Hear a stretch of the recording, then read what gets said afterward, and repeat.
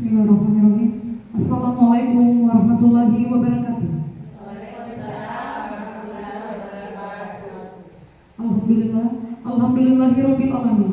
Puji syukur kita panjatkan kehadirat Allah Subhanahu wa taala yang telah melimpahkan rahmat dan hidayahnya sehingga pada hari ini kita masih dapat berkumpul untuk mengikuti kegiatan diseminasi penyebaran pemahaman dan diseminasi penyebaran pemahaman dan penerapan pengalaman budaya positif yang akan dibawakan oleh Ibu Hirmayani SPDL dan Ibu Rahmania SPDL. Beliau berdua merupakan calon guru penggerak angkatan 11 Kabupaten Polewali Mandar. Adapun susunan acara pada hari ini: 1. Pembukaan oleh protokol. 2. Sepatah kata dari Ibu Kepala TK Pembina Matakali. 3. Pembacaan doa. 4. Acara inti atau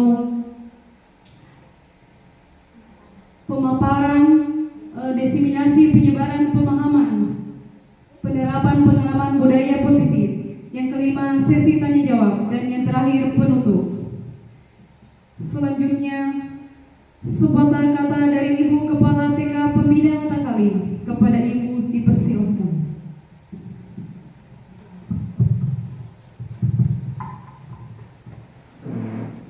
Assalamualaikum warahmatullahi wabarakatuh. Puji syukur kita panjatkan kehadirat Allah Subhanahu wa taala atas limpahan rahmat, taufik dan hidayahnya, sehingga pada siang hari yang berbahagia ini kita masih diberi kesehatan, diberi kesempatan untuk hadir bersama-sama di tempat ini dalam acara kegiatan guru calon penggerak angkatan ke-11 Polewali Mandar. Dan tak lupa pula kita kirimkan salam dan taslim kepada junjungan kita Nabi besar Muhammad Sallallahu Alaihi Wasallam, karena atas perjuangan beliaulah sehingga kita dapat menikmati indah dan manisnya Islam. Rekan-rekan guru yang saya cintai dan saya banggakan, informasi guru atas nama Bunda Hirmayani SPDL dan Bunda Rahmania SPD, mereka berdua adalah calon guru penggerak angkatan ke-11 tahun 2024 Kabupaten Polewali Mandar. Saya selaku kepala sekolah pada kesempatan ini mengharapkan dan menghimbau kepada guru-guru yang hadir pada hari ini, tolong mengikuti kegiatan seleksi calon guru penggerak angkatan ke-12, yang mana di dalam guru penggerak ini banyak sekali ilmu yang baru yang mereka dapatkan. Karena kurang lebih 2 bulan, salah satu guru kami di sini yaitu Bunda Rahmania sudah berapa kali mereka melaksanakan kegiatan. Alhamdulillah, ilmu yang tidak pernah kami dapatkan dari beliau. Jadi sekali lagi saya menghimbau dan mengharapkan kepada guru-guru, baik itu yang usianya di bawah 50 tahun bahkan di atas 50 tahun, silakan mari mendaftar sekolah guru calon penggerak angkatan ke-12. Insya Allah kalau lulus nanti kalian tidak akan menyesal. Tentu banyak ilmu yang didapatkan dan tentunya kita akan mengikuti pelatihan maupun diklat. Saya kira cuma itu saja yang saya sampaikan. Wassalamualaikum warahmatullahi wabarakatuh.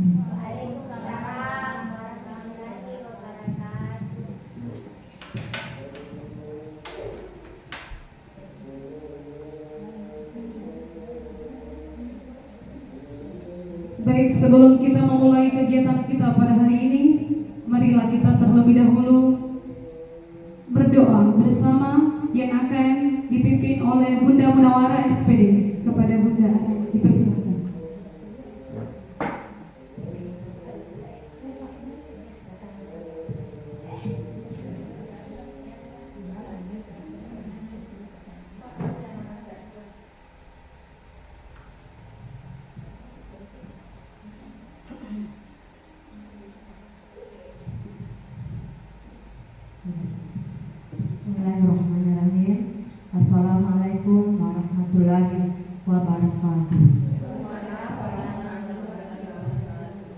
Mari kita sama-sama bermunajat kepada Allah sebelum kita melakukan doa.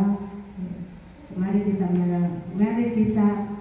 sama-sama berdoa untuk memulai kegiatan sosialisasi desiminasi penyebaran pemahaman dan penerapan pengalaman budaya positif.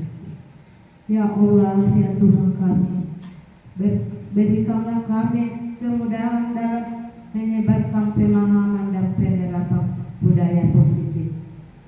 Mudahkanlah jalan kami, berikanlah kami hikmah dan keberkahan dalam setiap upaya kami. Ya Allah, Tuhan semesta alam, kami memohon kepadamu agar Engkau memberikan petunjuk dan hidayah kepada kami dalam menyebarkan pemahaman penerapan budaya positif.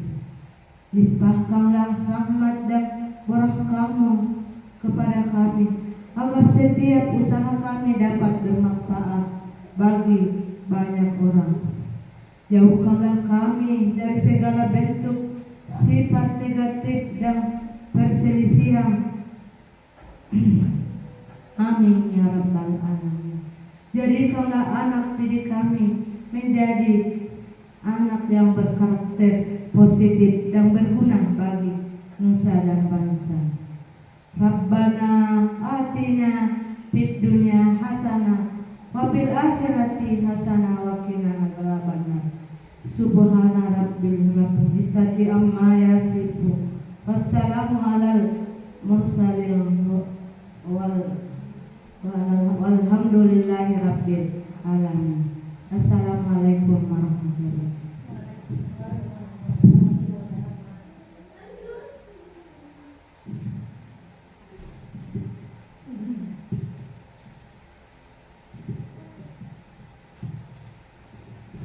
Baik, selanjutnya pemaparan materi desiminasi penyebaran pemahaman dan penerapan pengalaman budaya positif oleh Ibu Hirmayani SPDO.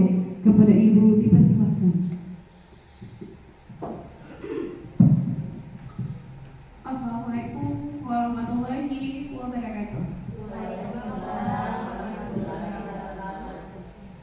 Sebelumnya saya ucapkan terima kasih, sekali lagi terima kasih atas waktu yang telah diberikan untuk mengikuti kegiatan kita pada hari ini, yaitu desiminasi penyebaran dan pemaparan penerapan disiplin positif.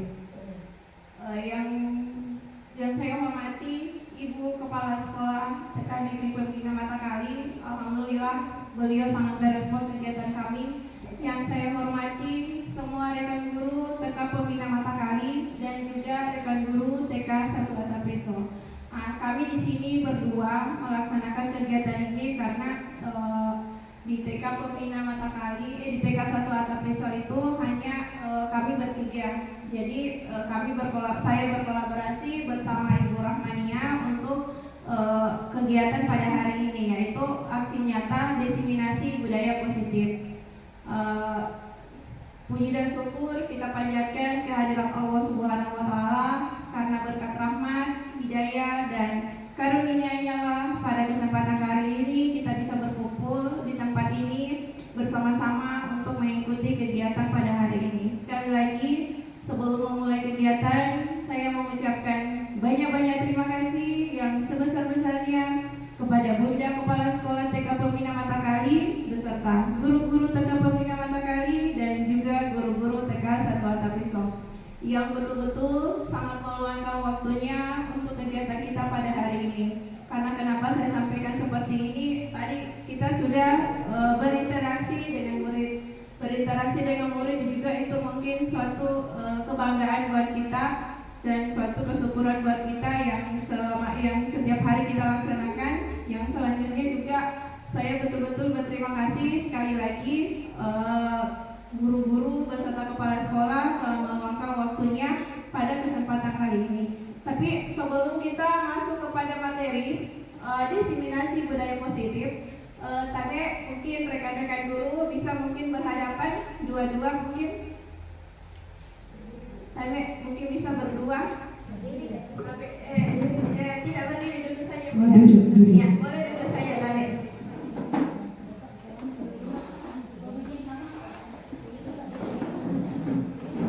Ya, sebelum kita memulai kegiatan kita pada hari ini, saya coba ingin mengajak semua untuk kita lebih ceria lagi dalam melakukan kegiatan pada hari ini. Apalagi kita tadi sudah berinteraksi ya sama anak-anak di kelas. Jadi sebelum kita untuk melakukan kegiatan ini, saya hanya ingin meminta sedikit waktu saja. Mari kita sama-sama senyum berhadapan dengan temannya juga.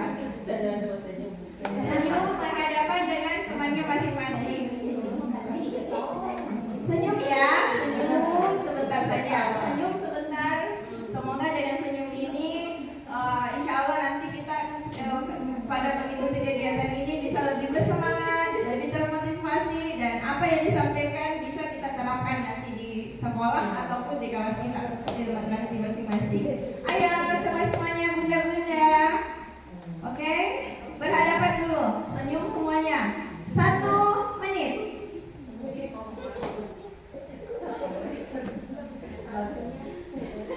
Oke, alhamdulillah semuanya sudah tertawa ya. Nah ya, oke, selanjutnya kita masuk pada kegiatan atau materi kita pada hari ini. Tapi sebelum memulai kegiatan diseminasi pada hari ini, mungkin perlu kita adakan kesepakatan forum diseminasi. Mungkin yang pertama yaitu artinya kita di sini dalam mengungkapkan pendapat harus kita saling menghargai. Ya, harus kita menghargai siapapun yang ada di dalamnya. Yang kedua yaitu menjadi pendengar yang terbaik. Artinya, ketika kita belum dipersilahkan untuk berbicara, maka kita menunggu saat kita dipersilahkan untuk memulai kegiatan atau memulai misalkan nanti ada yang ingin bertanya, mungkin nanti setelah dipersilahkan baru boleh memulai itu. Berpakaian rapi dan sopan. Terus jika ingin keluar mungkin Tabe bisa minta izin ibunda-bunda semua dengan mengangkat tangan saja. Misalkan ada yang ingin ke belakang atau kemana sebentar, ketika kegiatan berlangsung Tabe mungkin bisa mengangkat tangan, artinya itu mohon izin untuk keluar sebentar. Mungkin seperti itu kesepakatan forum diseminasi yang akan kita laksanakan sebentar. Nah, selanjutnya rancangan tindakan untuk aksi nyata yang saya buat bersama Bunda Rahmania, yaitu judulnya adalah Diseminasi Budaya Positif. Di sini adalah pesertanya yaitu guru-guru TK Pembina Matakali dan juga guru-guru TK 1 Atap Risau. Jadi kami berkolaborasi bersama. Latar belakang yang untuk di sini budaya positifnya yaitu sekolah merupakan salah satu ekosistem tempat tumbuh dan berkembangnya anak. Jadi sejatinya sekolah harus menjadi lingkungan yang aman, nyaman dan menyenangkan bagi murid, bagi peserta didik. Iya, bagus. Begitupun dengan guru harus dapat mengkondisikan ekosistem sekolah yang berpihak pada murid dan menjadi aman atau menuntun. Ya, jadi kita itu sebagai guru harus menuntun muridnya, bukan kita sebagai guru itu yang harusnya kita sebagai guru menuntun, mengarahkan murid ke arah yang lebih baik. Kita sebagai guru itu harus bisa menjadi panutan, menjadi contoh atau menjadi amon bagi muridnya.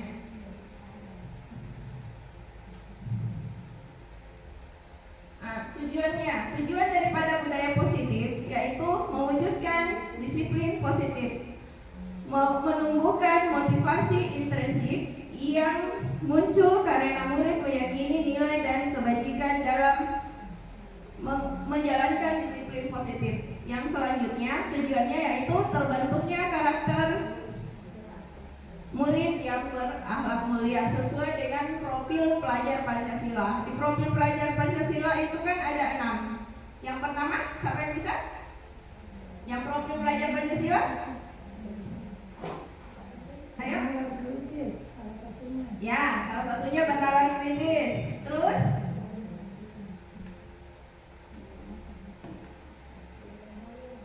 Gotong royong. Coba, ada mungkin lagunya yang bisa?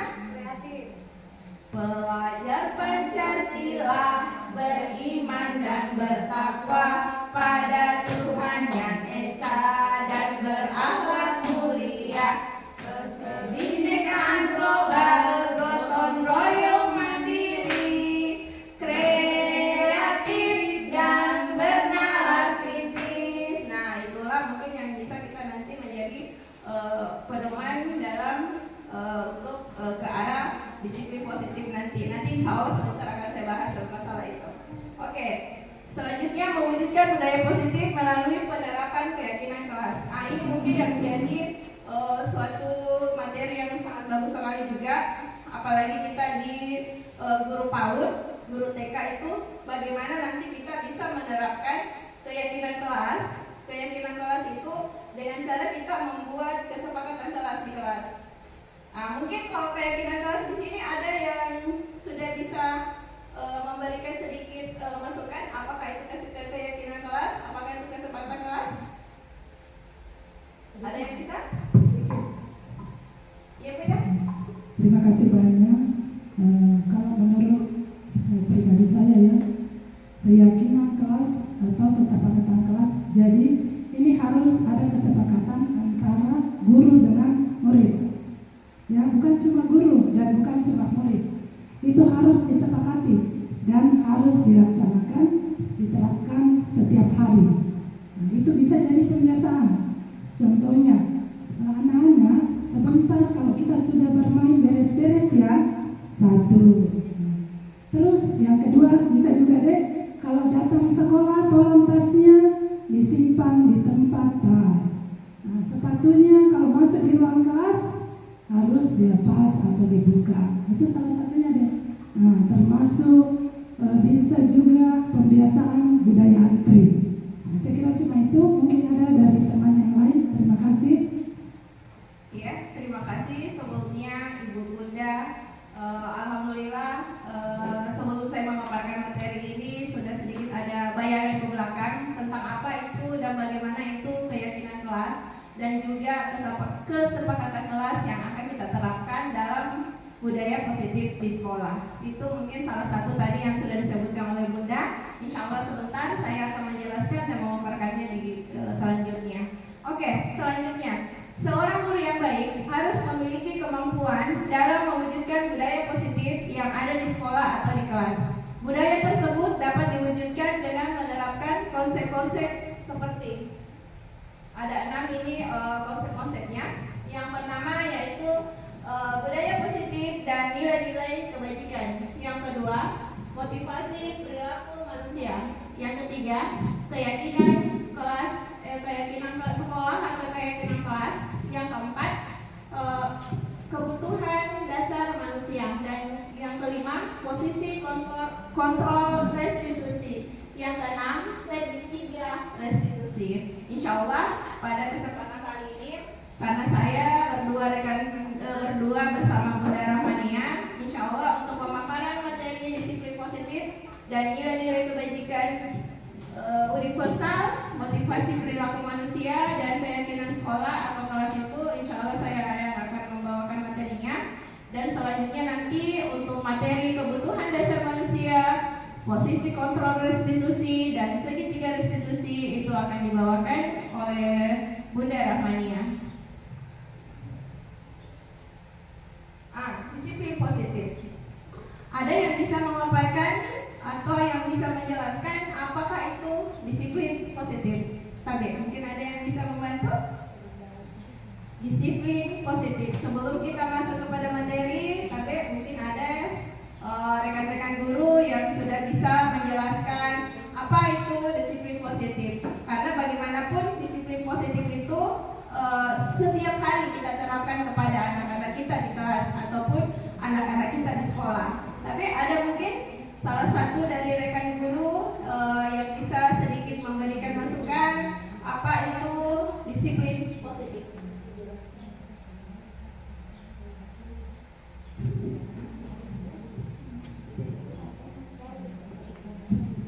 Ada? Disiplin positif? Disiplin positif ini hampir setiap hari kita lakukan di sekolah. Hampir setiap hari kita terapkan di kelas. Tapi Ibu, Ya?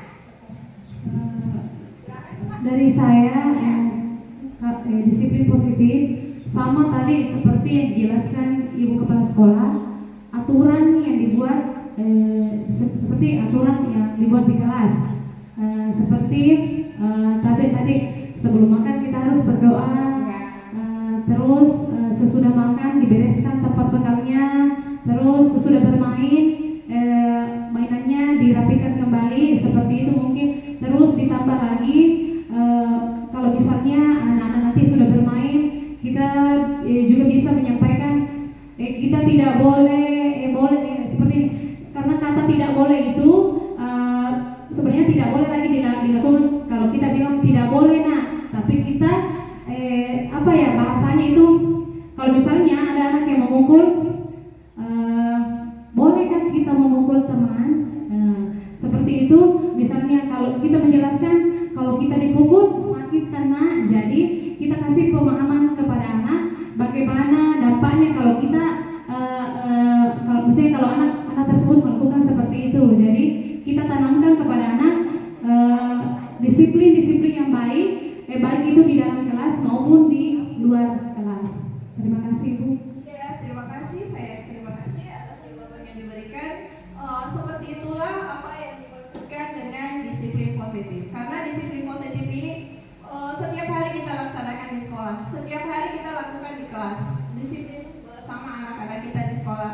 Jadi nanti itu kedepannya mungkin insya Allah sebentar juga akan saya sampaikan bagaimana cara membuat kesepakatan kelas bersama dengan ayah guru di sekolah nanti sebentar. Oke, seperti itulah jawaban dari salah satu rekan kita tentang disiplin positif. Tapi untuk disiplin positif adalah cara penerapan disiplin positif yang mengajarkan anak tentang tanggung jawab dan menumbuhkan kesadaran diri berdasarkan nilai-nilai kebajikan. Ada yang bisa mungkin memberikan contoh nilai-nilai kebajikan, misalkan yang ada di dalam kelasnya, yang setiap hari bisa diterapkan pada anak-anak. Nilai-nilai kebajikan. Iya, betul sekali. Membuang sampah pada tempatnya itu adalah nilai kebajikan yang bisa kita terapkan nanti pada anak didik kita, yang bisa kita terapkan nanti pada saat kita membuat kesepakatan kelas. Iya. Masih ada? Masih ada Bu. Nilai-nilai kebajikan?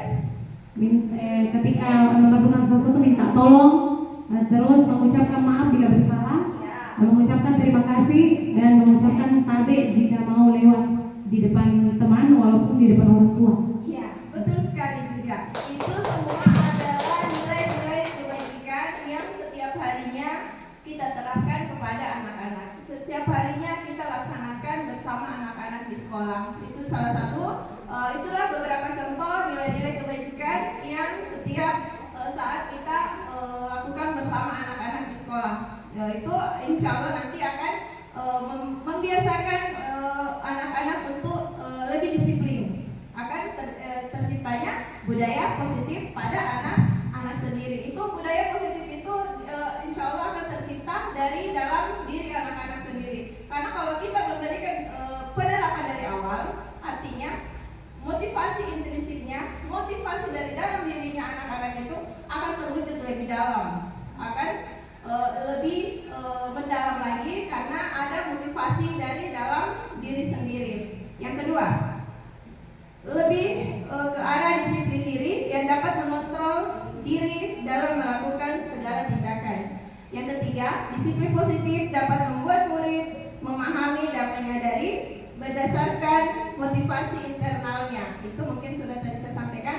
Jadi ketika murid mendapatkan motivasi dari internalnya, maka dia akan melaksanakan apapun itu dengan penuh tanggung jawab, dengan penuh kesadaran diri sendiri, tanpa ada paksaan dari orang lain. Artinya disiplin positif yang kita lakukan yang betul-betul dari dalam diri kita sendiri, insya Allah semuanya akan berjalan dengan baik. Itu pengertian tentang disiplin positif dan nilai-nilai kebajikan.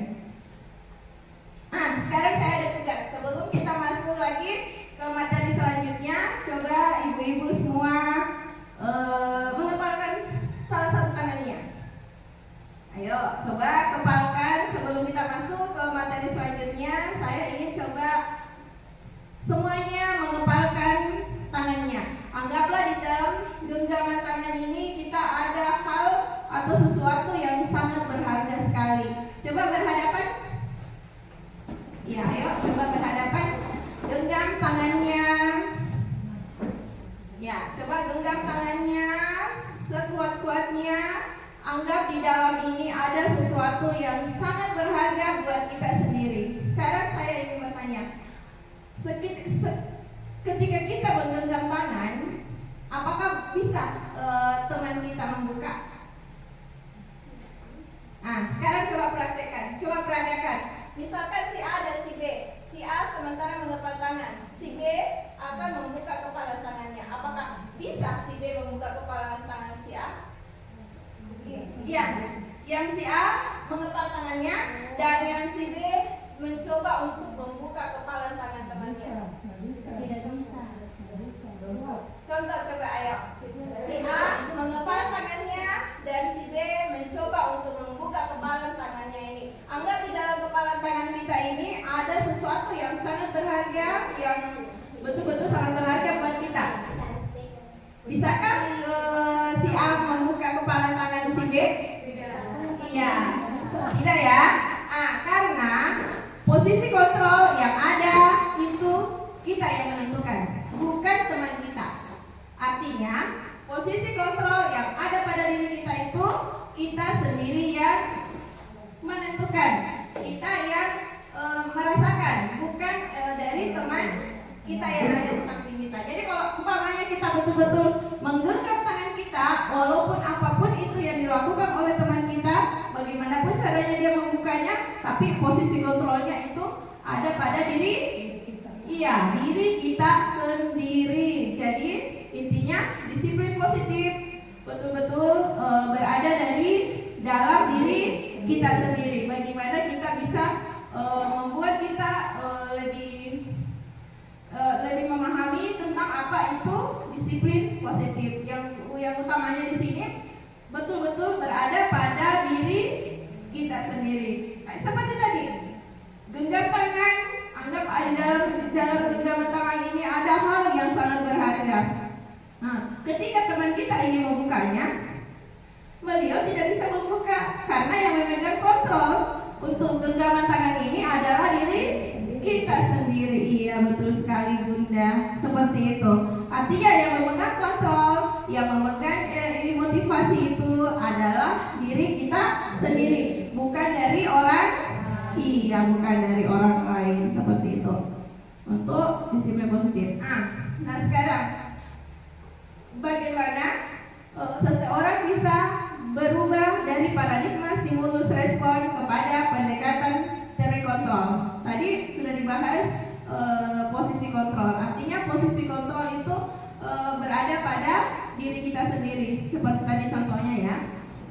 Stimulus respon, realitas kebutuhan kita semua. Di teori kontrol, dia adalah realitas kebutuhan kita.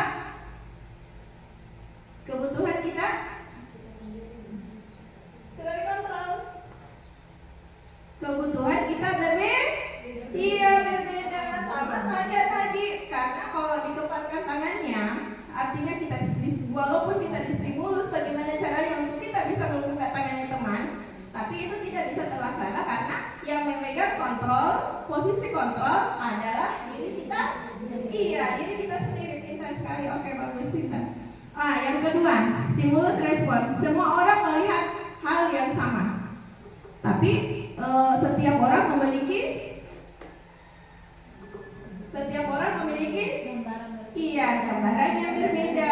Seperti juga tadi dengan contoh yang saya berikan tadi. kita mencoba mengubah orang agar berpandangan sama dengan kita. Posisi kontrolnya bagaimana? Ya, kita berusaha memahami pandangan orang lain tentang dunia kita. Artinya tadi seperti itu, posisi kontrol yang kita sudah terapkan yang tadi saya contohkan seperti itu. Pada waktu kita distimulasi stimulus respon, walaupun teman kita memberikan respon kita, bagaimana caranya dia bisa membuka tangan kita yang sudah kita kepal, tapi posisi kontrolnya tetap berada pada diri kita sendiri. Makna dari kata disiplin. Ketika mendengar kata disiplin, apa yang terbayang di benak kita? Disiplin. Yang terbayang di benak kita yaitu apa yang terlintas di pikiran kita. Kebanyakan orang yang menghubungkan kata disiplin dengan tata tertib, ya tata tertib, peraturan, aturan, kepatuhan pada peraturan. Kata disiplin juga ya dihubungkan dengan hukuman, ya seperti itu. Belajar tentang disiplin positif tidak harus dengan memberikan hukuman, karena kalau kita memberikan hukuman artinya bisa saja pada saat kita menerapkan disiplin positif itu, disiplin positif itu tidak berada dari dalam dirinya sendiri, tapi disiplin positif itu berada dari luar dirinya sendiri. Karena adanya apa tadi? Karena adanya apa tadi? Iya, adanya hukuman. Jadi dia hanya akan menerapkan disiplin ketika dia takut atau merasa takut akan adanya hukuman yang akan diberikan. Jadi artinya itu dia menerapkan disiplin positif tadi, tapi motivasinya itu berada dari luar, bukan berada dari dalam dirinya sendiri. Seperti itu motivasinya. Nah, selanjutnya kita akan masuk pada nilai-nilai kebajikan dari enam institusi atau organisasi. Seperti tadi mungkin yang sudah saya dipaparkan di depan tadi bersama Bunda. Yang pertama nilai-nilai kebajikan dari profil pelajar Pancasila. Nilai-nilai kebajikan yang ada pada profil pelajar Pancasila itu ada 6. Yang seperti tadi kita sudah paparkan. Yang pertama yaitu beriman dan bertakwa kepada Tuhan Yang Maha Esa dan berakhlak mulia. Yang kedua, mandiri. Yang ketiga, bernalar kritis. Yang keempat, berkebinekaan global. Yang kelima, berproyek. Dan yang keenam adalah kreatif. Tapi mungkin sebelum kita lanjut ke nilai-nilai kebajikan yang selanjutnya, mungkin bisa diulang tadi lagunya profil pelajar Pancasila. Ayo, tadi 1, 2, 3.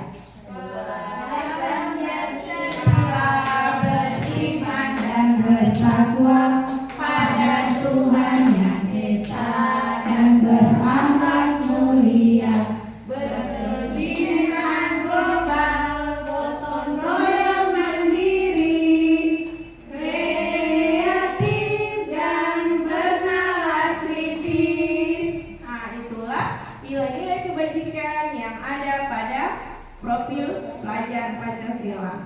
Yang selanjutnya nilai-nilai kebajikan yang ada pada IBO Primary Years Program atau PYP. Yang pertama adalah toleransi, rasa hormat, integritas, mandiri, menghargai, antusias, empati, pengetahuan, kreativitas, kerjasama, percaya diri, dan komitmen. Di antara nilai-nilai kebajikan yang ada di PYP ini juga ada pada nilai-nilai kebajikan profil pelajar, profil pelajar Pancasila. Yang selanjutnya nilai-nilai kebajikan yang ada pada 9 pilar karakter Indonesia. Yang pertama segenap cintaannya, kemandirian dan tanggung tanggung jawab, jawab, kejujuran, kejujuran. diplomatis, Ya, yang selanjutnya. hormat dan santun, Ya, yang selanjutnya. dermawan, suka menolong, dan gotong royong. Ya, gotong royong. Ada lagi gotong royong ya, sama dengan yang tadi pada Profil profil pelajar Pancasila. Oke, selanjutnya percaya diri, kreatif, dan pekerja keras. ya, dan bekerja keras. Kreatif ada juga pada nilai-nilai kebajikan yang ada pada profil pelajar Pancasila. Kepemimpinan dan keadilan, baik dan rendah hati. Selanjutnya toleransi, kedamaian dan kesatuan. Itulah nilai-nilai kebajikan yang ada pada 9 pilar karakter.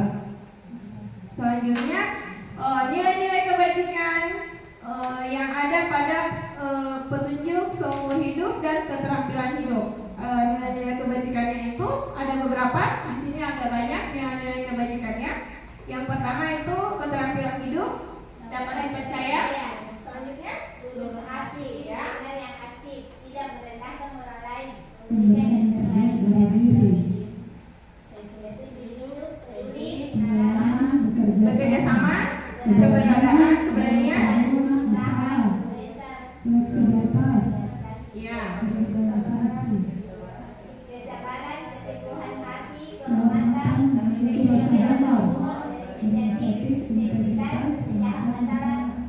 Iya, itulah tadi nilai-nilai kebajikan yang selanjutnya. Sekarang adalah nilai-nilai kebajikan the seven essential virtues Buddhist moral intelligence. Ada beberapa di sini, ada 7. Yang pertama itu empati, suara hati, kontrol diri, rasa hormat, kebaikan, toleransi dan keadilan. Itu adalah nilai-nilai kebajikan. Nah, selanjutnya ini juga adalah nilai-nilai kebajikan semua. Yang kita sudah sampaikan yang di awal, ini semuanya sudah terangkum di dalam nilai-nilai kebajikan. Ada peduli, baik, toleransi, keadilan, kreatif, mandiri, gotong royong, dermawan, harga diri dan tanggung jawab. Itu semua adalah nilai-nilai kebajikan. Yang selanjutnya kita masuk kepada materi motivasi perilaku manusia. Sebelum saya lanjut ke dalam materi motivasi perilaku manusia, ada yang bisa memberikan pandangan kira-kira ada berapa motivasi perilaku manusia? Ada berapa motivasi perilaku manusia? ada 3. Ada 3? Ada Ya, 3. tapi Bunda boleh disebutkan? Yang pertama itu perilaku yang pertama yaitu untuk menghindari ketidaknyamanan. Ya. Terus yang kedua untuk mendapatkan imbalan atau penghargaan dari orang lain. Ya, oke, boleh Bunda. Yang Terus yang selanjutnya. ketiga untuk menjadi orang yang mereka inginkan dan menghargai diri sendiri dengan nilai yang mereka percaya. Iya, boleh seperti itu. Boleh seperti itu ya yang disampaikan sama Bunda. Itu adalah motivasi perilaku manusia. Motivasi perilaku manusia itu ada 3. Seperti tadi yang sudah disebutkan sama Bunda. Yang pertama adalah untuk menghindari ketidaknyamanan atau hukuman, untuk mendapatkan imbalan atau penghargaan dari orang lain. Yang selanjutnya untuk menjadi orang yang mereka inginkan. 3 motivasi perilaku. Yang pertama itu untuk menghindari ketidaknyamanan atau hukuman. Yang kedua untuk mendapatkan imbalan atau penghargaan dari orang lain. Yang ketiga yaitu untuk menjadikan orang yang mereka inginkan dan menghargai diri sendiri dengan nilai-nilai yang mereka percayai. Dari ketiga motivasi perilaku ini, mungkin ada yang bisa menyebutkan pada nomor berapa motivasi yang berasal dari dalam diri sendiri. Dari ketiga motivasi perilaku manusia yang ada di atas 1, 2, dan 3, mungkin ada yang bisa menyebutkan pada nomor berapa motivasi yang berada dari dalam diri sendiri. Yang pertama, Ya, yang pertama. menghindari ketidaknyamanannya atau hukuman untuk mendapatkan. Ya, oke Bunda. Bunda tadi ya, dari ketiga motivasi perilaku manusia ini, Bunda sampaikan bahwa pada poin pertama itu berada dari dalam diri. Oh iya, oke, dari dalam diri sendiri. Itu yang disampaikan oleh Bunda. Baik, kita lihat yang kami pelajari.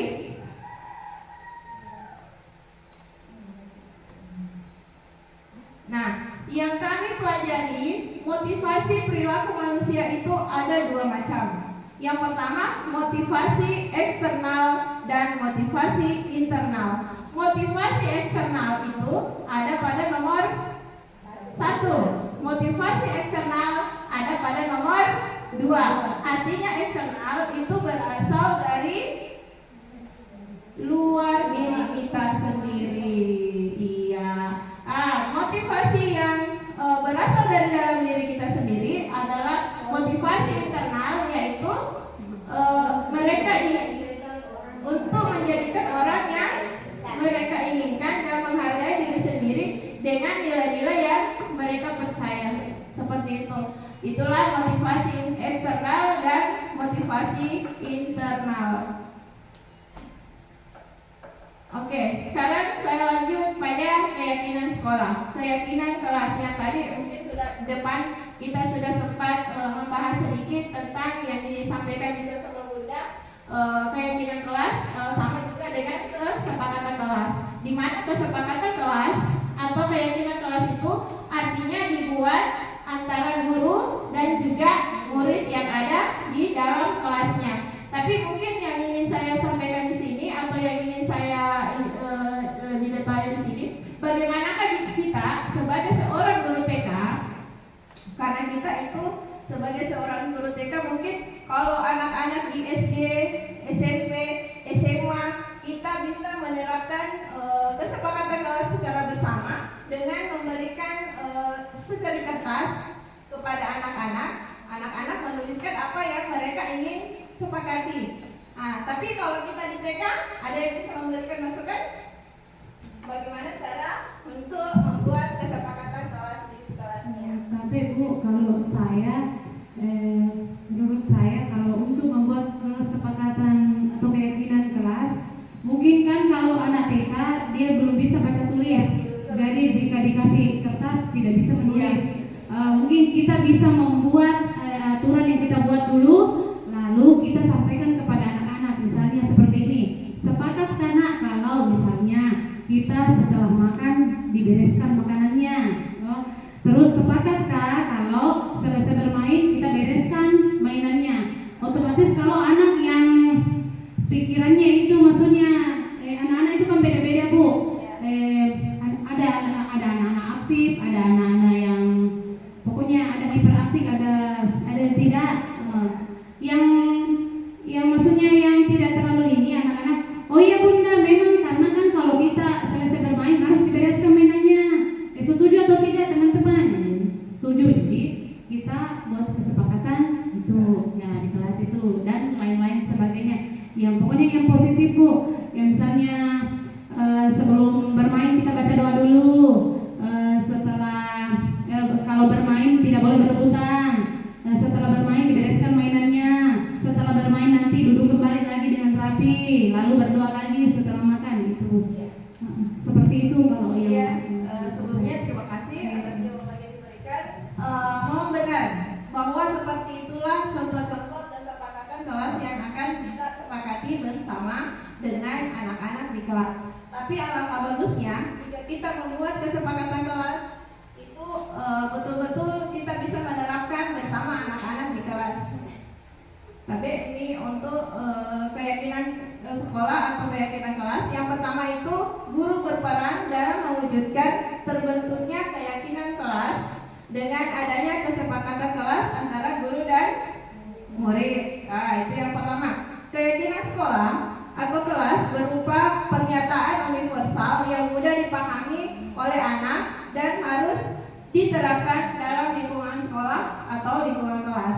Untuk kesepakatan kelas di sini karena kita adalah anak TK itu masih belum bisa menulis apa yang mereka berikan. Jadi sesuai dengan pengalaman apa yang saya sudah lakukan di sekolah dalam menerapkan disiplin positif di sekolah, utamanya itu di kelas, saya sudah membuat kesepakatan kelas bersama dengan anak-anak di sekolah, yaitu dengan cara memberikan gambar, memberikan contoh gambar yang kita nanti akan kesepakati.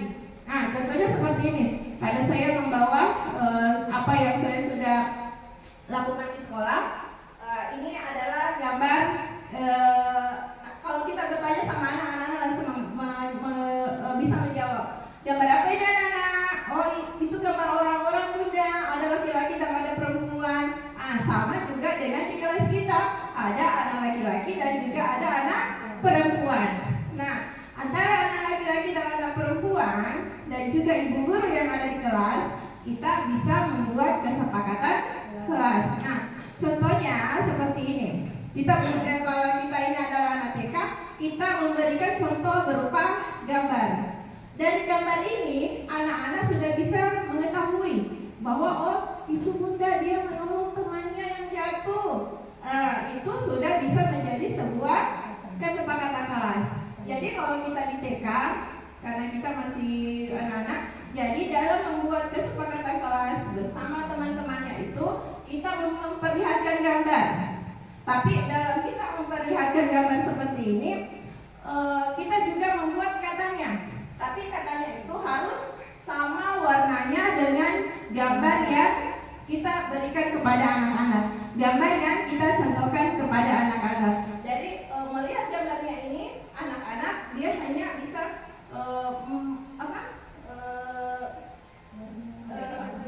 melihat sesuai warnanya. Kalau gambarnya tadi ini saling tolong menolong, ada temannya yang jatuh, jadi pada warna kuning ini bertuliskan saling tolong menolong. Seperti itu mungkin memberikan penjelasan kepada anak-anak dalam membuat kesepakatan di kelas. Nah, ketika kita mau memberikan gambar ini kepada anak-anak, gambar apa ini nak? Iya, membuat sampah pada tempatnya. Membuat sampah pada tempatnya berwarna apa nak? Iya, warna ungu. Jadi nanti di kalimatnya itu kita membuat yang berwarna ungu dan bertuliskan membuat sampah pada tempatnya. Jadi secara tidak langsung ketika anak-anak mengambil gambar ini pada saat menyepakati kesempatan kelas itu seperti ini kalimatnya yang muncul, membuat sampah pada tempatnya. Seperti itu. Yang selanjutnya, ada yang tahu ini nak gambar apa? Ya, membersihkan meja atau membersihkan kursi. Warna apa? Warna apa nak? Iya, warna pink. Sama. Ini yang ibu guru pegang warna apa juga? Iya, warna pink. Nah, sama warnanya? Iya. Karena gambar yang ibu guru pegang ini adalah gambar anak-anak sementara membersihkan meja atau membersihkan kelasnya. Berarti kesepakatan kelas yang kita sepakati adalah menjaga kebersihan ruangan kelas. Oke, seperti itu mungkin yang saya terapkan pada saat membuat kesepakatan kelas di sekolah. Jadi saya membuat kesepakatan kelas di sekolah itu bersama anak-anak dengan menggunakan gambar-gambar. Seperti ini mungkin nanti setelah kita membuat gambar, kita tempelkan di dinding. Dan jadi secara tidak langsung anak-anak sudah bisa, oh iya ini kesepakatan yang sudah kita buat bersama dengan ibu guru. Jadi secara tidak langsung dengan melihat gambarnya saja anak-anak sudah bisa mengerti. Oh, gambar yang pertama tadi yang ibu guru jelaskan seperti ini. Jadi di dalam kelas kita harus seperti ini. Begitu pula dengan yang selanjutnya. Jadi di dalam membuat kesepakatan kelas, karena kita ini adalah guru PAUD, guru TK, yang utama itu yang kita perlihatkan pertama adalah gambar kegiatan apa yang dilakukan oleh anak dan kegiatan apa yang akan disepakatinya nanti. Baiklah teman-teman, demikianlah pemaparan dari saya tadi. Yang pertama itu disiplin positif, yang kedua yang tadi ada 6. Selanjutnya mungkin saya memberikan kesempatan kepada Bu Rahmania untuk melanjutkan pada poin ke-4, 5, dan 6 yang ada pada disiplin positif. Yang ini saya persilakan kepada Bu Rahmania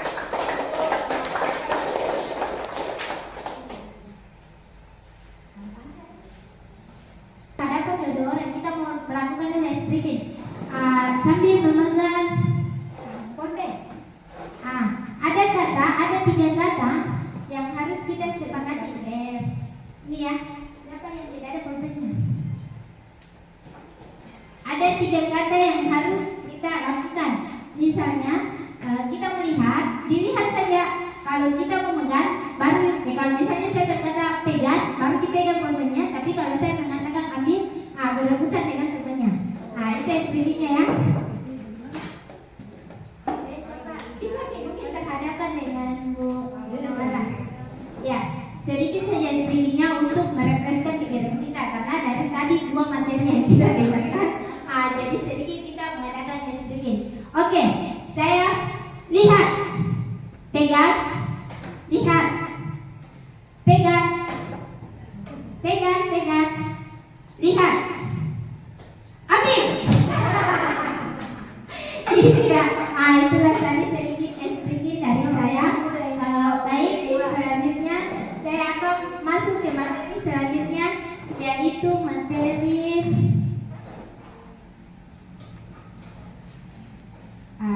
ini sedikit perkenalan dari saya. Teman-teman mungkin sudah tahu nama saya ya. Kebutuhan dasar manusia.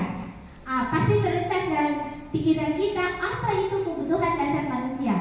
Yang pertama, kebutuhan bertahan hidup.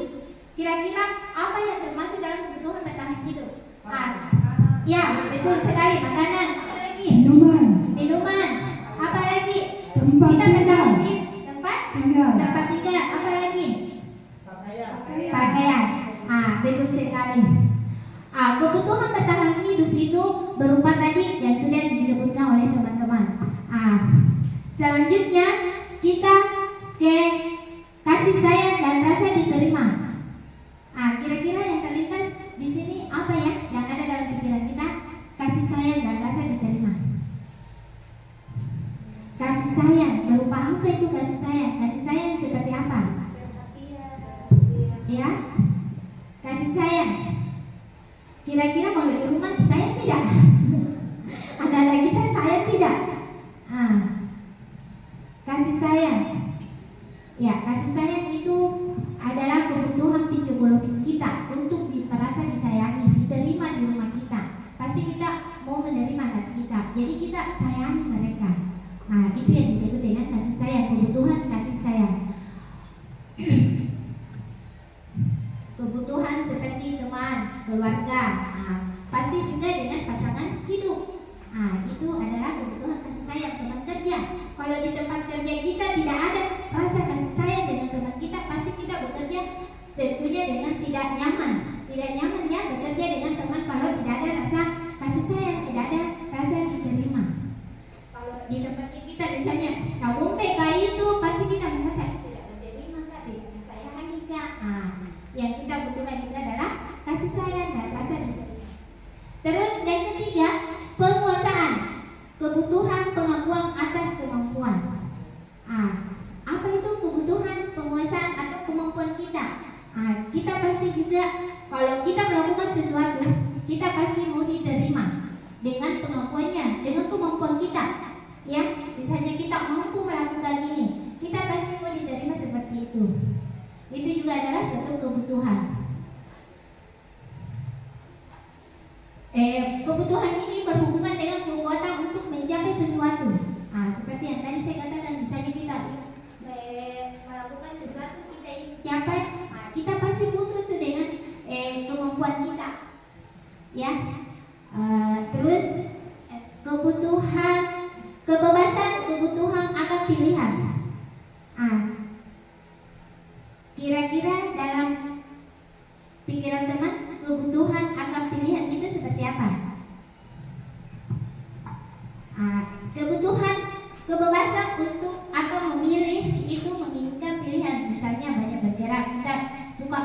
berubah, itu banyak pilihan ya. Misalnya anak-anak kita, anak-anak didik kita, tidak mau saya ikut kerja itu Bu Guru, apa tidak Bu suka saya pengen gunting.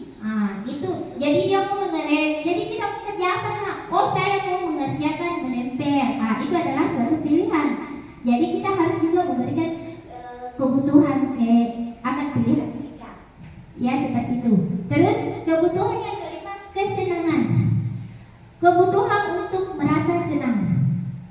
Seperti apa kira-kira kebutuhan untuk merasa senang. Ada yang disebut menanggapi? Ya, merasa senang. Merasa senang itu, kebutuhan merasa senang itu, misalnya kalau kita di sekolah kita harus apa? Kalau kita supaya kita diterima di sekolah kita harus merasa apa? Merasa senang. Pastinya toh, merasa nyaman. Itu kesenangan. Kita butuh kesenangan. Mencari kesenangan, bisa bermain, tertawa bersama teman, kita kumpul bersama teman. Misalnya kalau ada anak di situ, jadi kita merasa senang. Nanti bisa nanti kalau kumpul sama teman, kumpul sama keluarga, kumpul bersama anak kita. Itu adalah suatu kebutuhan untuk merasa senang.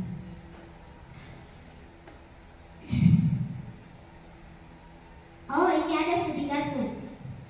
Bimo seorang anak TK. Ada yang bisa baca? Bimo seorang anak TK. Ya, siapa yang bisa baca? Ya, saya. Ya. Bimo seorang anak TK. B. OTK. B. Selalu berlari keluar kelas menuju jalan raya di depan sekolahnya yang ramai dengan kendaraan. Tingkahnya membuat guru Bu Ani bingung dan sering berlari mengejarnya. Ada beberapa kemungkinan jawabannya yang diberikan Bimo.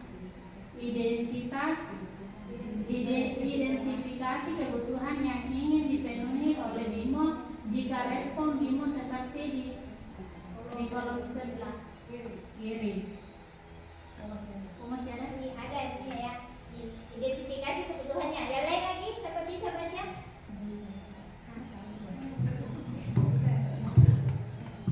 Ya, silakan. Aku senang main kejar-kejaran dengan ibu guru, seru. Ibu guru kejar aku karena ibu guru sayang aku. Aku bosan belajar mewarnai terus dalam kelas. Aku hebat kan bisa bikin ibu guru kejar aku. Ini aku senang bermain kejar-kejaran dengan ibu guru. Seru. Ini adalah kebutuhan apa? Kira-kira kebutuhan apa? Sebutnya. Aku senang main kejar-kejaran dengan ibu guru. Kira-kira dia termasuk kebutuhan apa? Kesenangan. Kesenangan. Ya, betul sekali. Terus di sini ibu guru kejar aku karena ibu guru sayang aku. Dia masuk? Sayang. Aku bosan belajar mewarnai terus dalam kelas. Apa? Iya. Aku hebat bisa bikin ibu guru kejar aku. Penguasaan. Percaya diri. Ya. Penguasaan. Itu ya. Menguasakan dirinya, dia hebat. Kita masuk ke posisi kontrol restitusi. Sebelum masuk ke restitusi, saya ingin melengkapkan posisi kontrol itu apa menurut teman-teman? Posisi kontrol. Ya, ada yang bisa? Sedikit. Ya, bisa. Jadi menurut saya posisi kontrol itu ada 5 ya. Posisi kontrol restitusi ada 5. Yaitu yang pertama guru sebagai penghukum. Jadi di sini kontrol restitusi pertama itu guru sebagai penghukum. Terus yang kedua guru sebagai pembuat merasa bersalah. Nah, itu yang kedua guru sebagai pembuat merasa bersalah. Nah, terus yang ketiga guru sebagai teman. Jadi kita bisa sebagai teman sesama anak didik kita. Terus yang keempat guru sebagai pemandu. Dan yang kelima yaitu guru sebagai mengajar. Saya kira itu yang 5 deh. Iya, betul sekali. Tepuk tangan dong semuanya. Ya, itu tadi ada 5 posisi kontrol yang disebutkan oleh Bunda.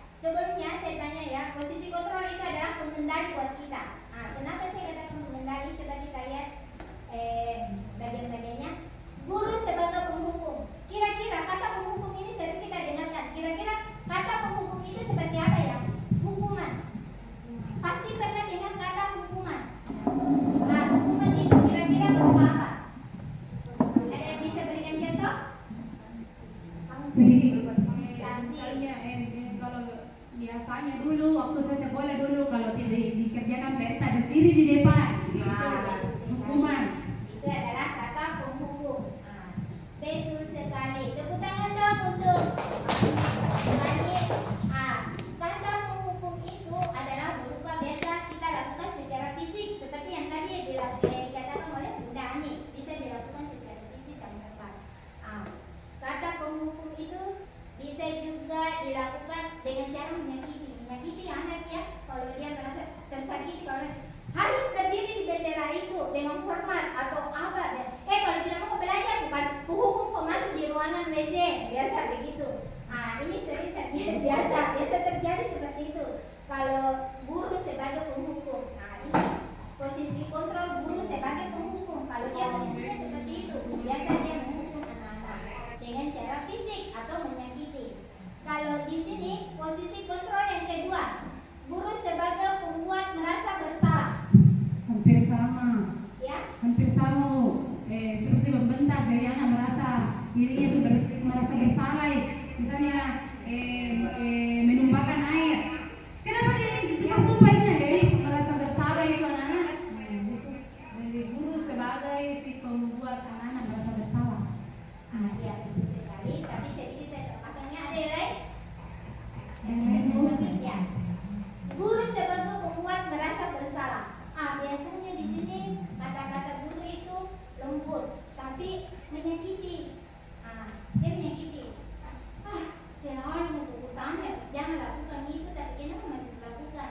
Dia benar lembut dan bahasanya, tapi dia menusuk dalam hati. Jadi kadang anak-anak itu merasa tersakiti, tapi tidak ada itu ini, tidak ada gunaku.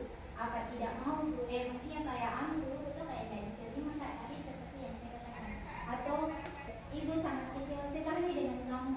Kenapa kau tidak melakukan hal yang ibu suruhkan? Dia menyakiti anak dengan kata-kata yang lembut, tapi tertinggal sekali dalam hatinya. Pantaskah guru juga di sini berada pada posisi merasa bersalah? Tidak. Ya, oke.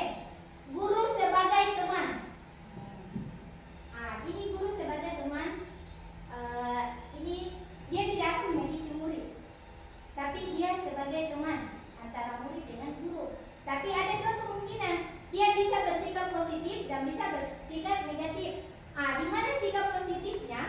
Dia bisa berteman dengan murid, dia bisa curhat atau apa, dan dia bisa guru ini bisa minta tolonglah lakukan dari bunda. Dia bisa berkata seperti itu.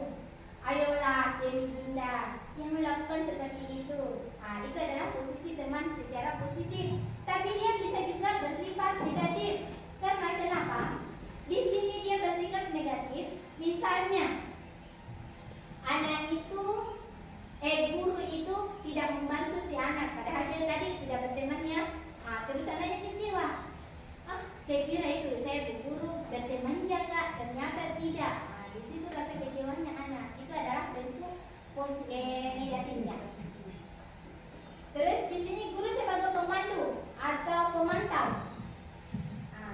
Dia memantau anak. Dia bisa mengawasi anak dan bertanggung jawab dengan apa yang dilakukan anak. Misalnya anak itu melakukan suatu kesalahan, terus dia bersama anak pantau terus. Apa konsekuensinya? Kamu tadi sudah sepakat sama bunda ya. Apa yang telah kamu lakukan? Misalnya dia bisa berkata-kata seperti itu dengan posisi kontrol seperti itu. Karena dia bertanggung jawab. Di sini posisi kontrol yang terakhir adalah guru sebagai manajer. Ini posisi kontrol yang kelima. Guru sebagai manajer.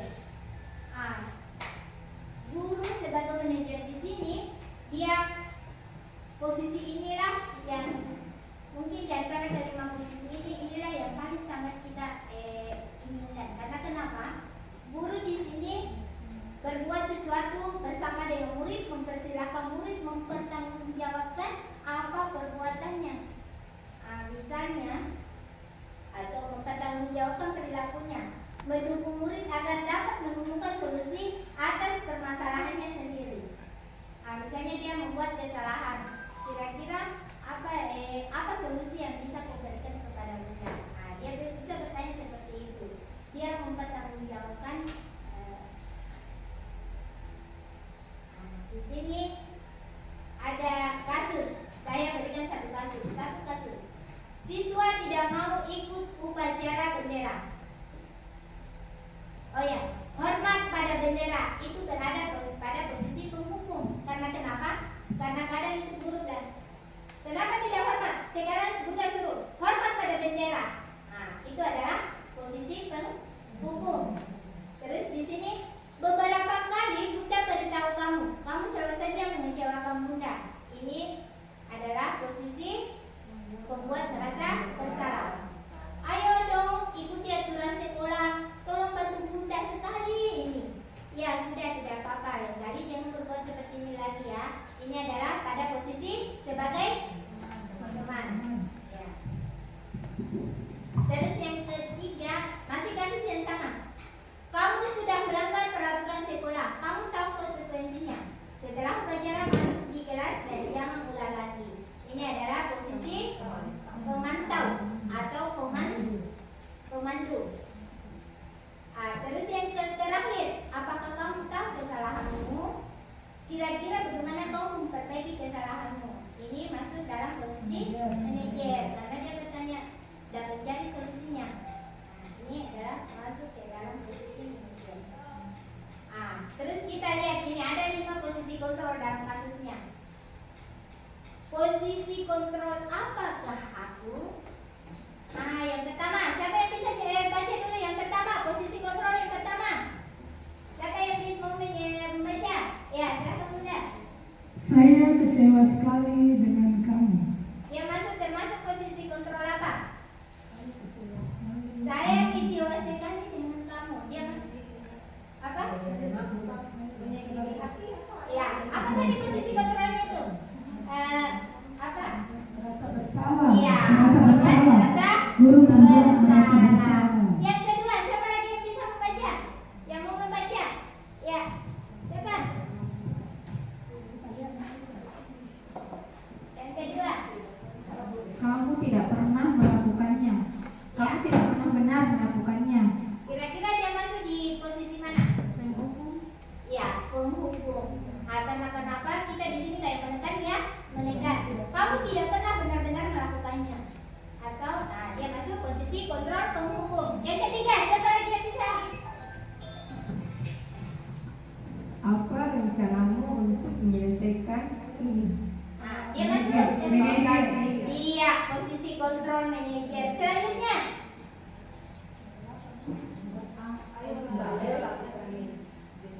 Ayolah lakukan ini demi Bunda. dia kira-kira masuk Teman. sebagai apa? Sebagai teman. Terus yang terakhir, Nilaimu akan berkurang jika kamu tidak mengerjakan tugas. dia masuk posisi kontrol apa? Nilaimu akan berkurang jika kamu tidak mengerjakan tugas. Dia masuk dalam konsekuensi. Kira-kira dia masuk posisi kontrol apa? Ada yang harus dipertanggungjawabkan. Ada konsekuensinya. Dia masuk apa? Yang lain?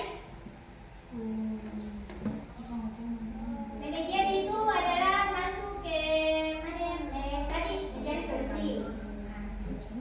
Ini. Yang lain? Nilaimu akan berkurang. Dia apa? Nilaimu akan berkurang jika kamu tidak mengerjakan tugas. Hukuman? Tidak. Dia tidak menghukum toh, tapi ada konsekuensinya. Kira-kira dia masuk di mana? Posisi kontrol apa? Apa ya? Apa ya? Kira-kira dia masuk di mana?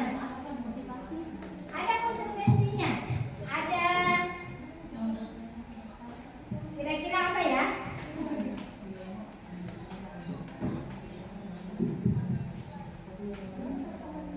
Ada konsekuensinya.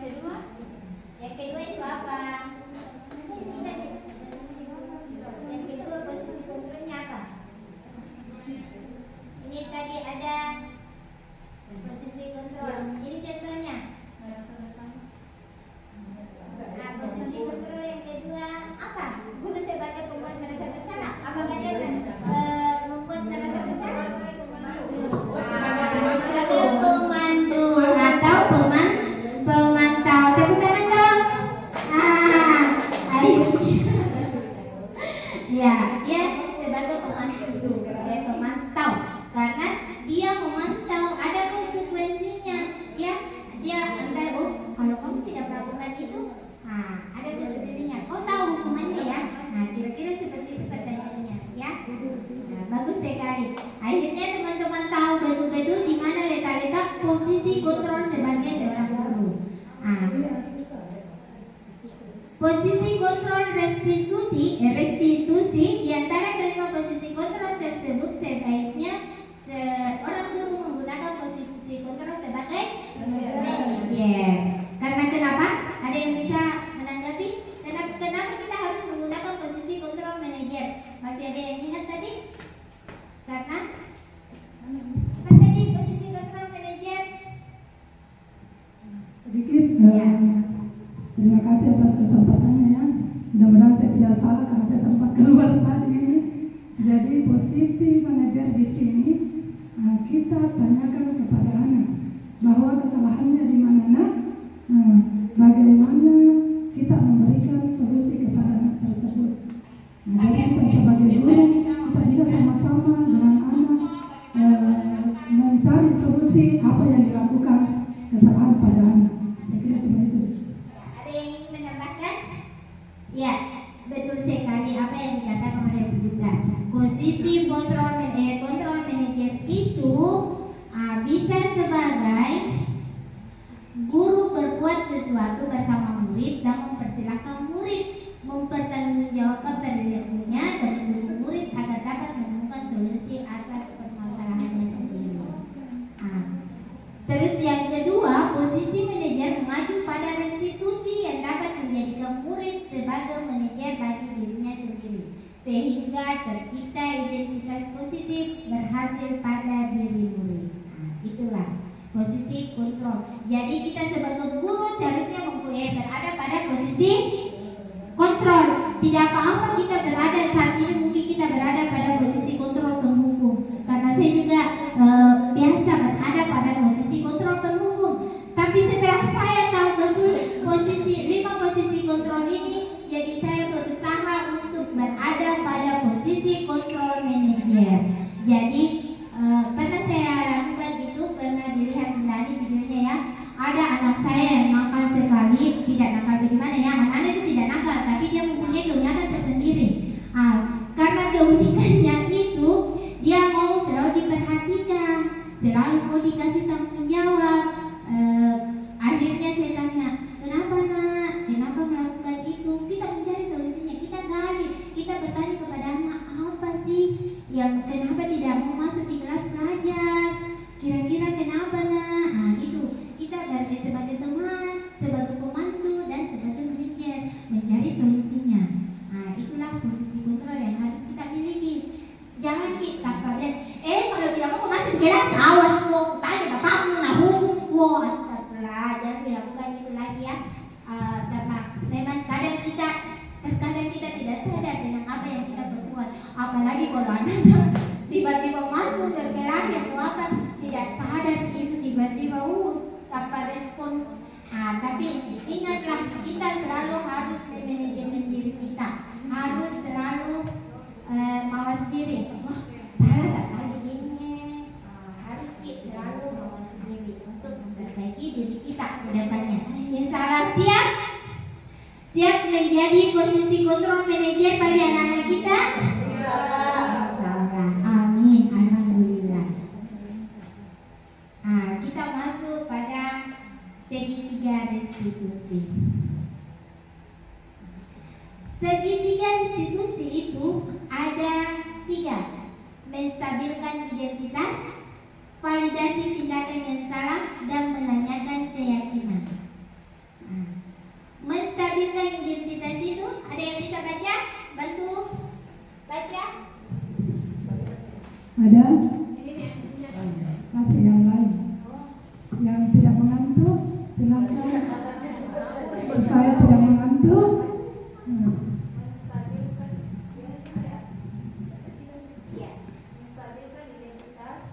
Menstabilkan identitas dilakukan berdasarkan prinsip bahwa membuat kesalahan adalah bagian dari proses pembelajaran yang nantinya akan menggeser identitas gagal ke arah identitas yang sukses. Ya, ini adalah menstabilkan identitas. Kita harus mempunyai prinsip bahwa kesalahan adalah bagian dari proses pembelajaran. Terkadang kita tidak biasa itu bilang, salah kata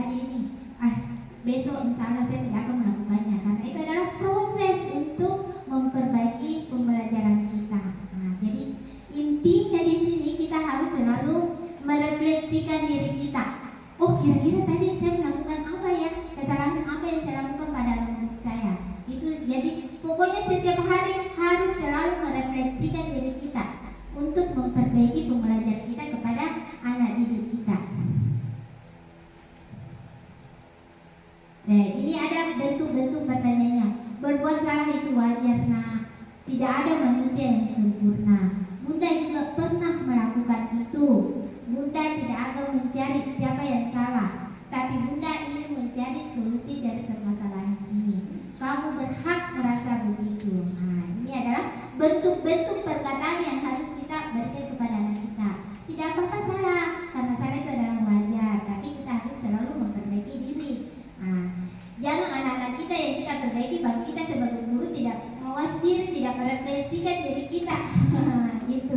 Itu yang perlu kita tekankan pada diri kita. Kita harus selalu merefleksikan diri, mencari solusi dari permasalahan ini. Ini tadi Bunda tidak akan mencari siapa yang salah, tapi Bunda ingin mencari solusi dari permasalahan ini. Ini dia masuk di posisi kontrol manager. Validasi tindakan yang salah. Ini validasi tindakan yang salah. Ada yang bisa membaca lagi? Bantu dong baca. Ya, tadi. Validasi tindakan yang salah dilakukan berdasarkan prinsip bahwa setiap perilaku berupaya memenuhi suatu kebutuhan tertentu, sehingga guru atau orang tua akan bergeser dari pemikiran stimulus respon menjadi proaktif, serta akan lebih mengenali dan mengakui kebutuhan murid. Iya.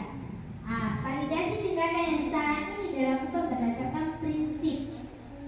Itu untuk memenuhi kebutuhan tertentu. Misalnya stimulus respon proaktif, serta akan lebih mengenali dan mengakui kebutuhan murid. Ini ada itu pertanyaannya juga, tindakan yang apa yang harus kita lakukan. Kamu pasti punya alasan mengapa melakukan itu. Kadang itu anak-anak melakukan suatu kesalahan atau suatu perbuatan karena dia punya alasan. Tidak biasa itu kalau kita memarahi anak tidak ditanya apa alasan anak. Kenapa bisa lakukan temamu? Tidak pernah ditanya seperti itu, tapi langsung dikisahkan.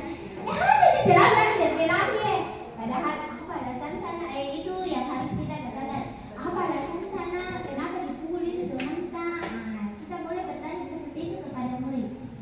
Kamu karena dia melindungi itu biasa. Alasannya dia melindungi, alasannya dia punya prinsip tersendiri. Di sini kamu patut bangga karena kamu telah melindungi sesuatu yang penting dari itu. Misalnya dia lindungi alasannya itu biasa itu. Selalu karena ganggu guru, makanya aku ganggu juga, biasa dia melindungi alasannya. Seperti itu ya. Kamu melakukannya karena mempertahankan sesuatu yang penting bagimu. Gitu. Terus menanyakan keyakinan. Ya, siapa lagi yang bisa bantu baca? Ibu Nia. Bunda. Menanyakan keyakinan.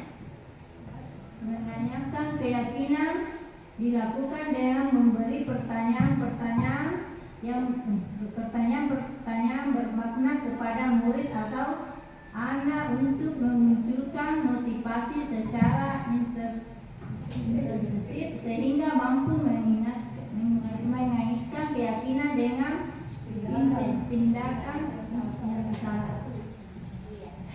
Salah ya, salah tulis di situ ada ininya. Ini menanyakan keyakinan dengan memberikan pertanyaan yang bermakna kepada murid untuk memunculkan motivasi secara intrinsik. Intrinsik sehingga mampu menaikkan keyakinannya, keyakinan tindakan yang salah. Intrinsik itu apa? Ada yang intrinsik itu ada yang tahu? Intrinsik itu berasal pada dalam diri kita.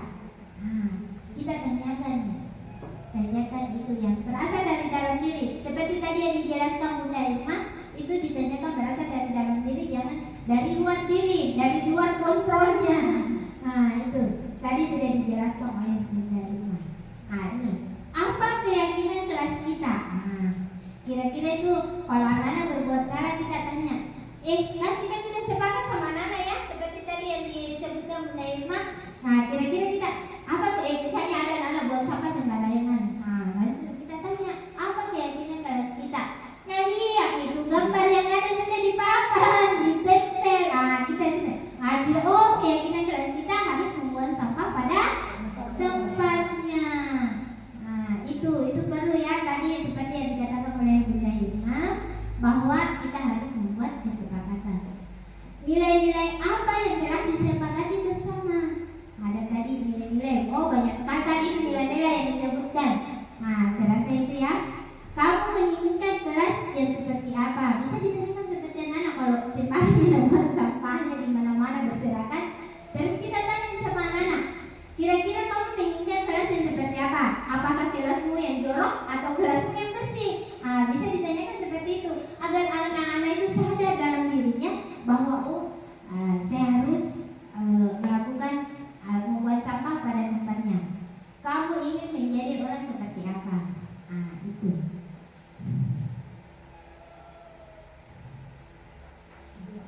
Nah, ini adalah kesimpulan akhir. Sekira-kira teman-teman, kenapa kita perlu melakukan keyakinan kelas? Kenapa bukan peraturan? Tadi sudah dijelaskan oleh Bunda Irma ya. Kenapa mesti keyakinan? Kenapa bukan peraturan? Nah, ada tadi Bunda Irma katakan peraturan itu seperti apa dan keyakinan itu berbeda ya. Berbeda antara keyakinan dengan peraturan. Nah, ada yang bisa jawab? Kenapa bukan peraturan? Kenapa keyakinan? Kenapa kita perlu keyakinan keras? Karena itu tadi prinsip dari dalam diri kita. Kita harus memberikan sesuatu yang bersifat positif. Kalau keyakinan itu, misalnya dia sadar dalam dirinya, oh saya harus buang sampah pada tempatnya supaya kelas kita menjadi bersih. Berarti kalau peraturan harus buang sampah pada tempatnya. Ini diharuskan, berarti bukan dalam dirinya. Nah, itu ya perbedaan keyakinan dengan kesepakatan. Jadi kalau kita sepakat sama anak-anak, dia berasal dari dalam dirinya. Tapi kalau peraturan kan ada kata-katanya peraturan harus buang sampah pada tempatnya. Dari kata harus ini kita harus membuat kata-kata yang positif seperti yang dikatakan Bunda Irma, merubah kata itu menjadi kata-kata buanglah sampah pada tempatnya. Anak-anak yakin, oh kita harus buang sampah pada tempatnya supaya kelas kita menjadi bersih. Ini kesimpulan akhir dari kelima materi yang kami bawakan berdua. Sebagai seorang guru yang baik harus memiliki kemampuan dalam mewujudkan budaya positif di sekolah. Budaya positif tersebut dapat dijalankan dengan menerapkan konsep-konsep inti seperti apa? Disiplin positif,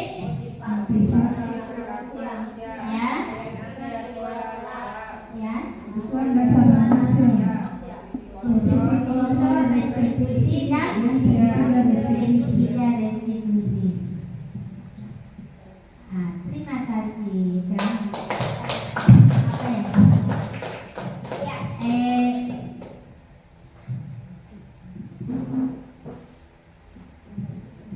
Baik, demikianlah tadi pemaparan yang disampaikan oleh Ibu Hirmayani dan Ibu Rahmania. Selanjutnya kita masuk pada sesi tanya jawab. Jika ada yang ingin ditanyakan, dipersilakan kepada ibu-ibu. Tapi ada yang ingin ditanyakan?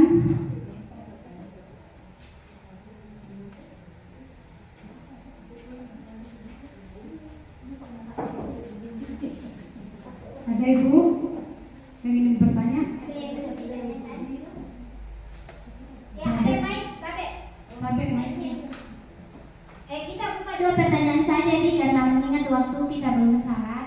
Jadi kita pertanyaan buka dua pertanyaan. Babe, silakan. Saya mau bertanya tentang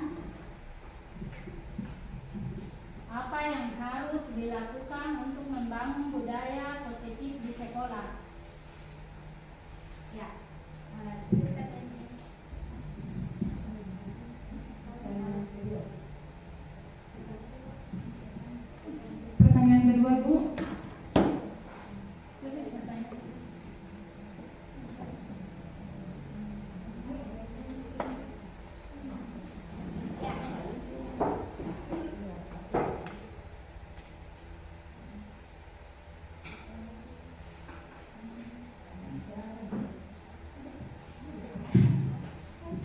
Masih ada pertanyaan?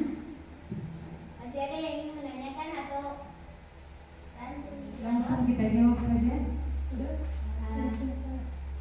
Ya, mungkin ada teman yang bisa membantu menjawab sebelum saya. Ya, tapi dari pertanyaan ibu tadi yang di sana, siapa tahu ada ibu-ibu yang bisa membantu menjawab sebelum kita memberikan kepada ibu pemateri.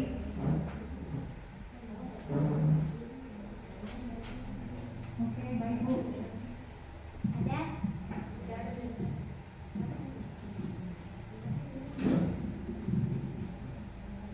Ya, pertanyaannya. Oh, ya.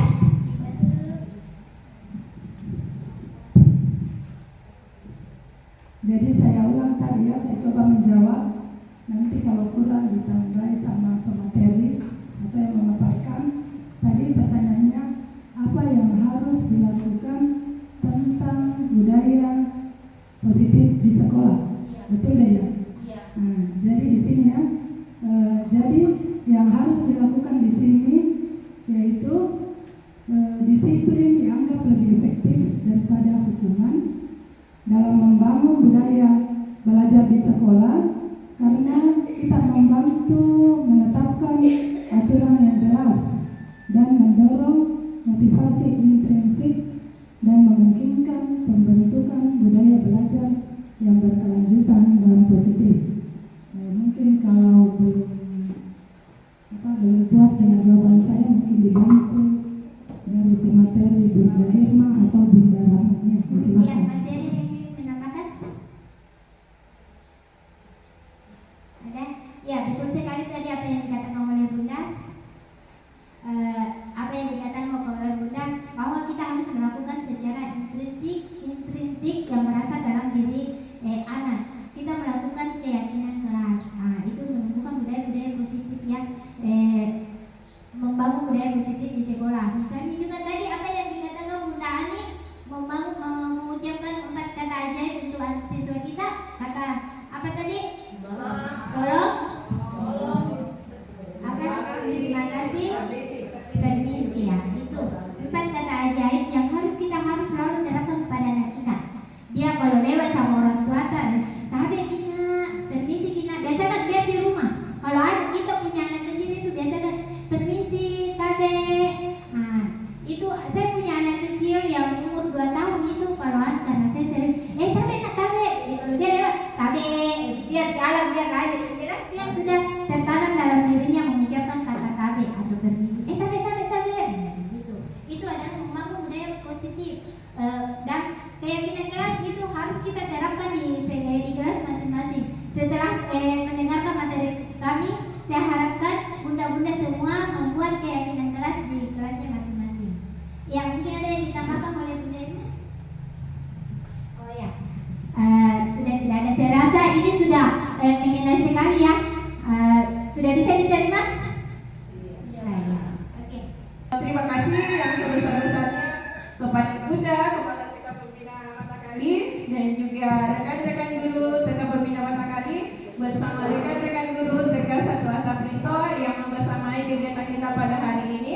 Alhamdulillah, saya ucapkan banyak terima kasih atas kesempatan dan waktunya yang diberikan. Sekali lagi, terima kasih untuk semuanya, dan saya serahkan kepada moderator. Baik, demikian tadi pemaparan materi yang disampaikan oleh Ibu Hirmayani SPD AUD dan Ibu Rahmania SPD. Diseminasi penyebaran pemahaman dan penerapan pengalaman budaya positif. Semoga bermanfaat untuk kita semua, utamanya kita sebagai guru kelas, yang manfaatnya bisa kita menerapkan disiplin positif di sekolah dan juga di kelas, dengan membuat kesepakatan kelas sehingga budaya positif bisa tercipta di sekolah dan di kelas dengan baik. Itulah, terima kasih. Saya mewakili mengucapkan banyak terima kasih dan mohon maaf